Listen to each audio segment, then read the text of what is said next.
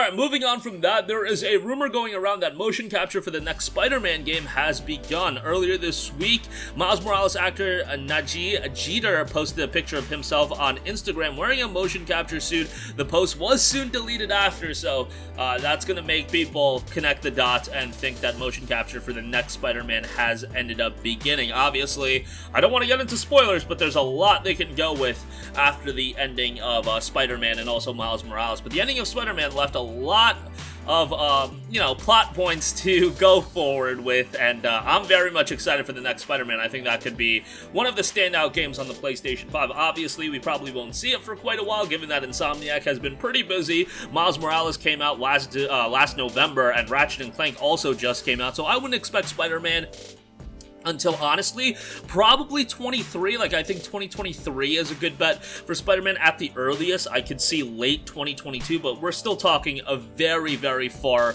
away, and that's why they put out Miles Morales, to kind of bridge the gap between the release of Spider-Man and Spider-Man 2. You got Miles Morales in the middle, and I do foresee that being a game plan going forward with a lot of games. Ghost of Tsushima, I think at some point is going to get a sequel. That's why we have this Iki Island expansion just a year after the release of Ghost of Tsushima, to kind of bridge the gap between the first game and the second game, and obviously for Sony to make a decent bit of revenue, because it is going to generate quite a bit of money. But hopefully Spider-Man does make a smooth development progress. And you gotta look at Insomniac, man. They've been killing it on all fronts. They've been doing a lot of great stuff, and their games have been turning out really well. They've really become one of the star development studios in all of gaming because of their consistency and how quickly their turnout is. Remember, Sunset Overdrive came out, then they did Spider-Man on PS4, then they did Miles Morales, and they did Spider-Man Definitive Edition, and Ratchet & Clank came out, and I thought Ratchet & Clank was tremendous, and I've been talking about it, but I could easily see Ratchet & Clank being a game that also ends up getting some sort of, expansion,